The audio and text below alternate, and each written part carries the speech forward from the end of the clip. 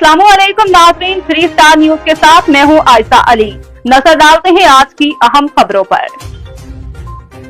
तो मैं ये आज कहने पे ये मजबूर हूँ कि जब हुकूमत के शिकंजे कमज़ोर दिखाई देते हैं तो जराइम पेशा अनासर के हाथ मजबूत दिखाई देते हैं। तो आज हमारे साथ बैठे हुए जनाब नसीर बरोई साहब, जो कि पाकिस्तान पीपल पार्टी से इनका ताल्लुक़ है,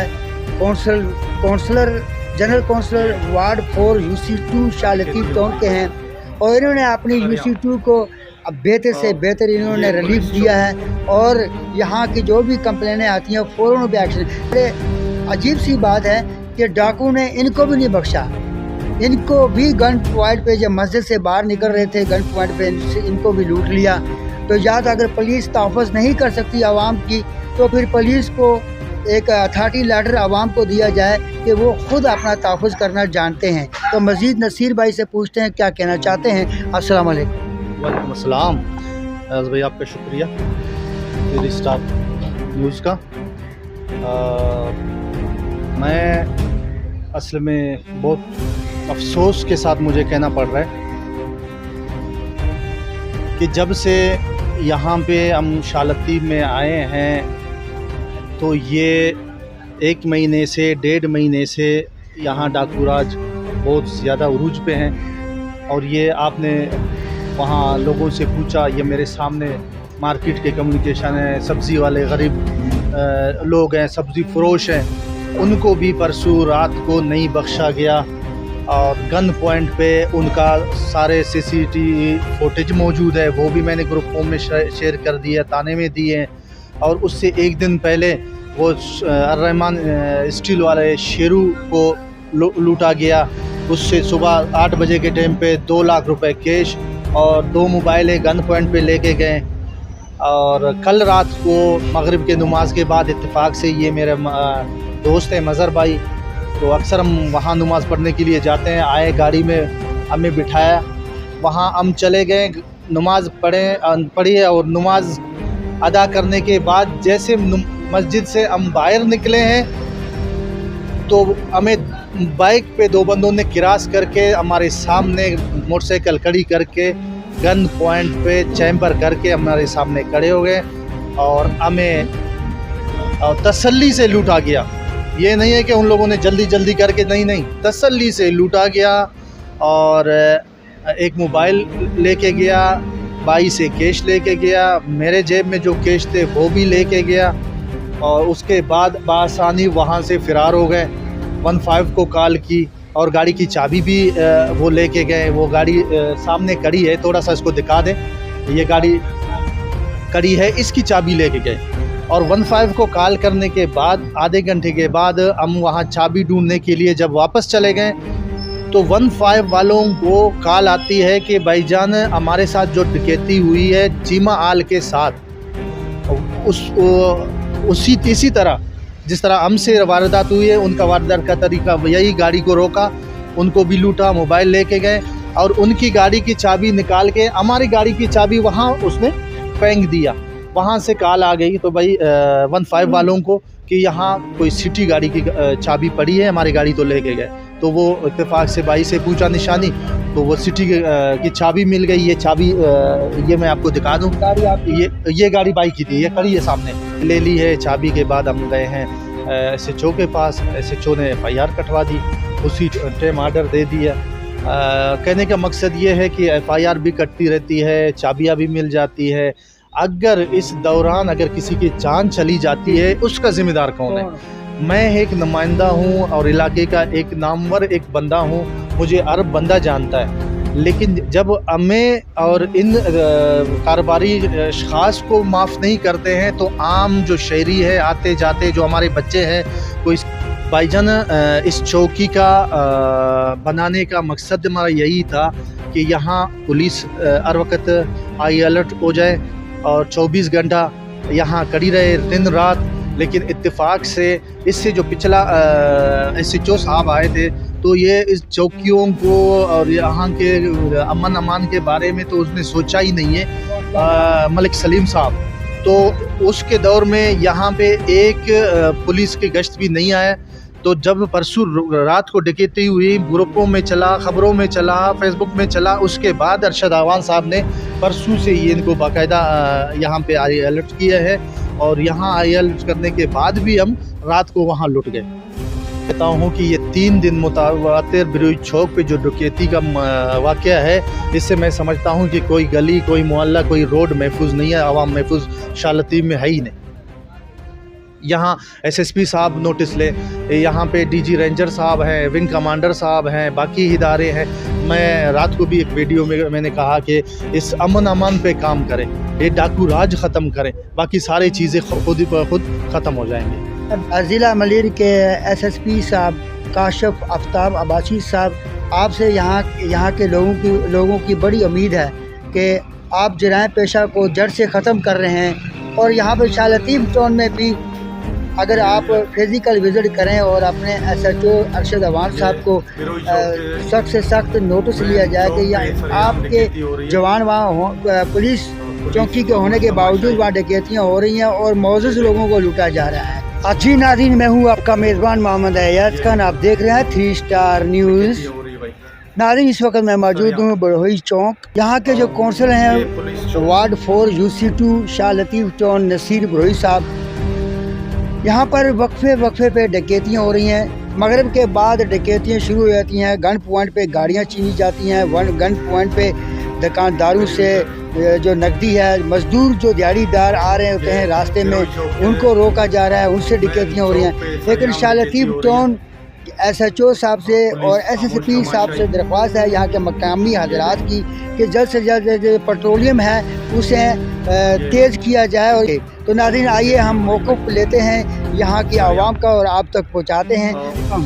अरे ये बताइए, यहाँ के जो हालात इस वक्त बड़ी कशीदगी में है और डाकू वक्त में लूट रहे हैं, उनको कोई डर नहीं, कोई बेलौस है, इसकी क्या वजह है और आप क्या मैसेज देना चाहते हैं? देखें, हर जगह कराची शहर का जो है लुटेरों के हाथों है और हर जगह शहरी लुट रहे हैं। ख़ास तौर पर शाह लतीफ़ टाउन का जिक्र किया जाए तो जिस जगह पर हम मौजूद हैं तो आए रोज़ यहाँ पर डकैतियाँ हो रही हैं, शहरी लुट रहे हैं। पुलिस कुछ भी नहीं कर रही है। पुलिस सिर्फ जो कबाड़ी हैं या और 2 नंबर काम चलाने वाले हैं उनसे भत्ताखोरी में मसरूफ़ है। कोई भी शहरियों को तहफ़्फ़ुज़ नहीं दिया जा रहा है।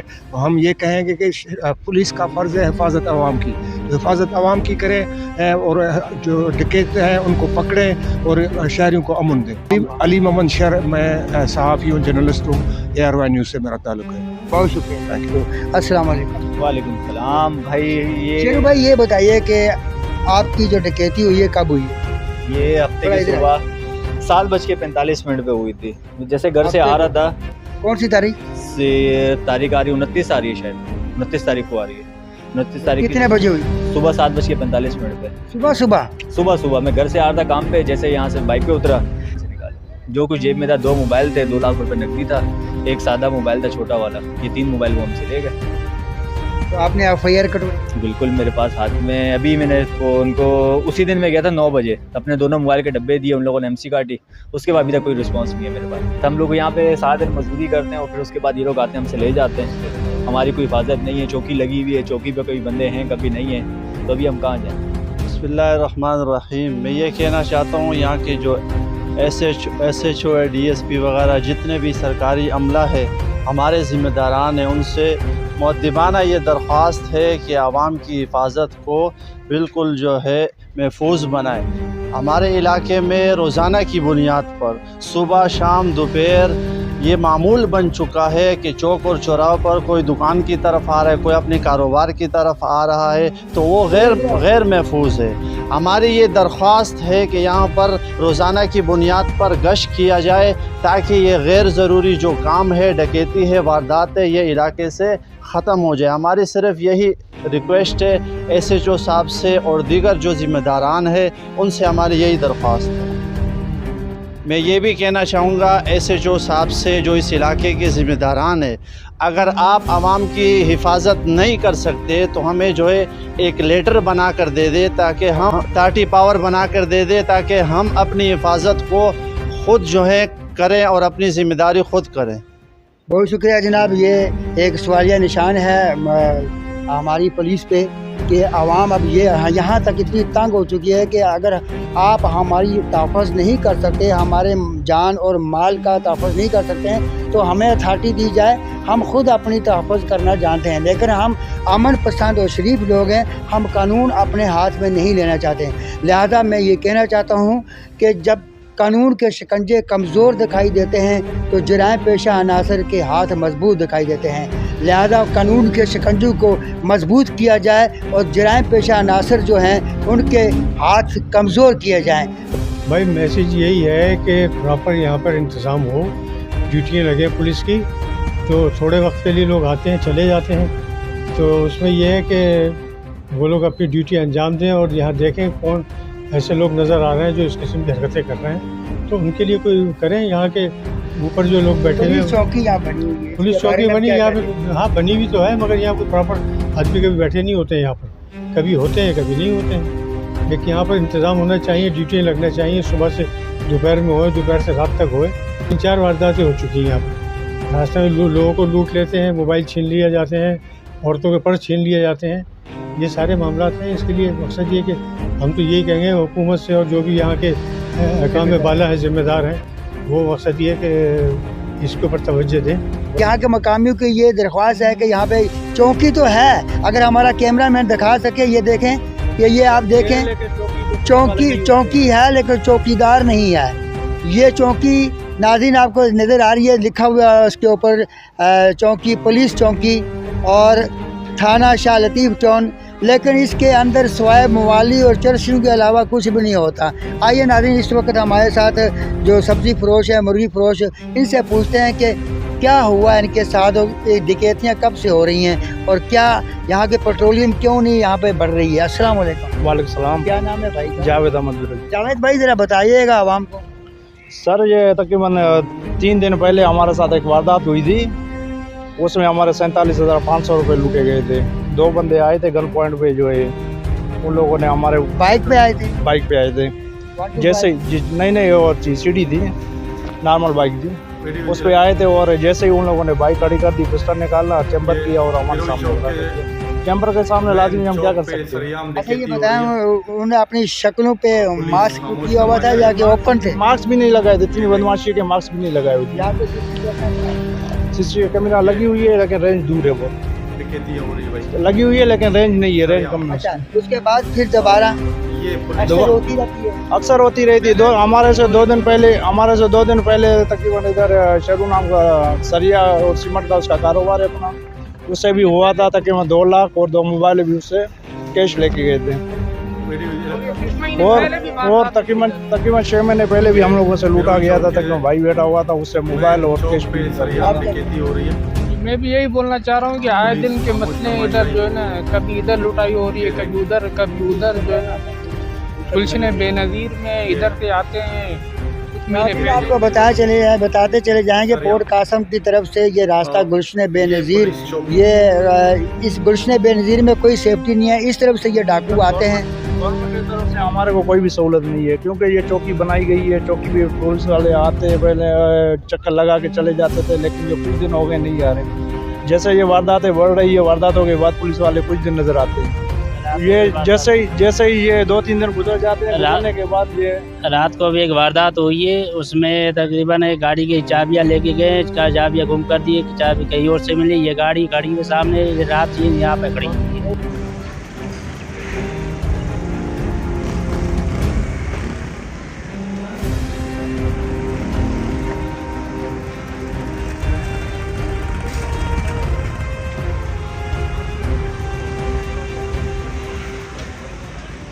वक्त आप देख सकते हैं कि इजी लोड, ये गुलाम हैदर बेचारा अपने बच्चों के लिए हलाल रोजी कमाने के लिए यहाँ पे आते हैं और डाकू ने इनसे भी लूट मार की है। पूछते हैं इनसे क्या कहते हैं, कितना इनका नुकसान हुआ।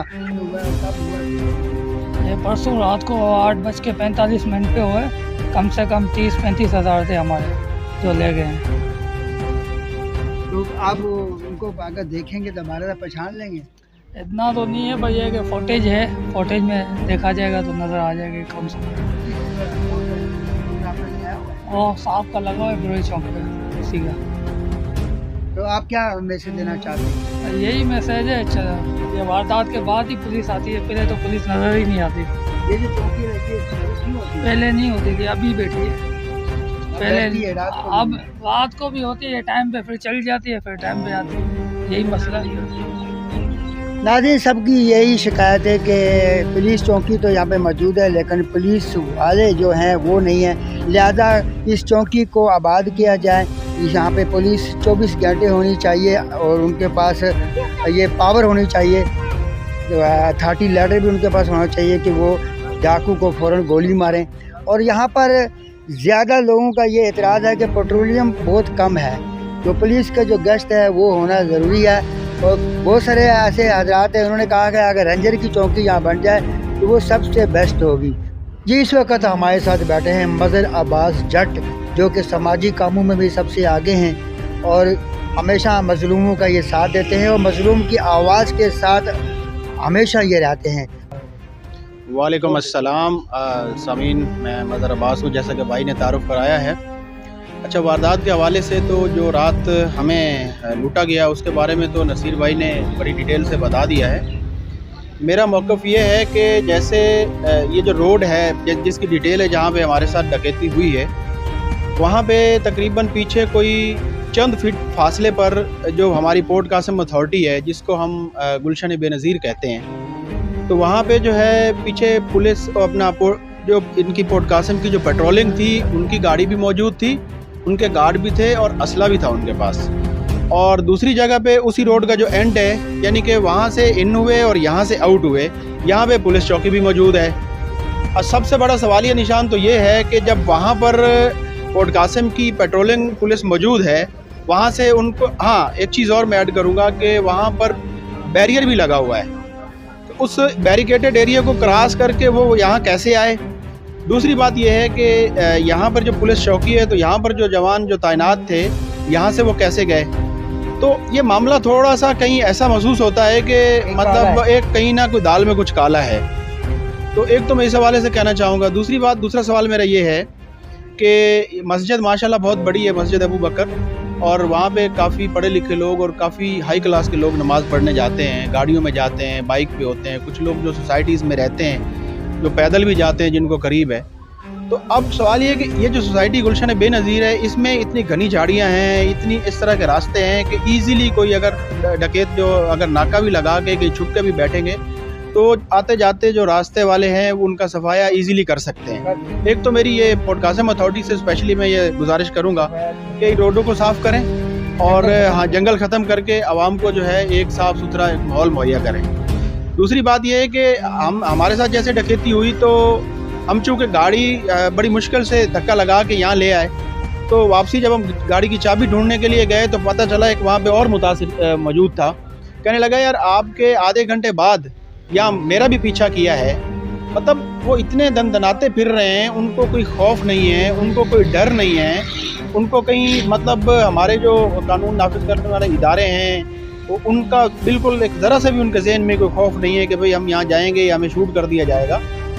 तो मसला ये है कि अब एट दी एंड मैं ये कहूँगा कि अब मुझसे तो चलो कैश ले गए और गाड़ी की चाबी ले गए, फाइल्स थी वो ले गए, नसीर भाई से ले गए, हाँ तो हाँ गोली भी लग सकती, डेफिनेटली मार सकते थे, गोली भी मार सकते थे, लेकिन ये कि हमने चूँकि सब्र और तहम्मुल का मुजाहिरा किया, हमने कानून को हाथ में लेने की कोशिश नहीं की, इसकी वजह से हम बच गए।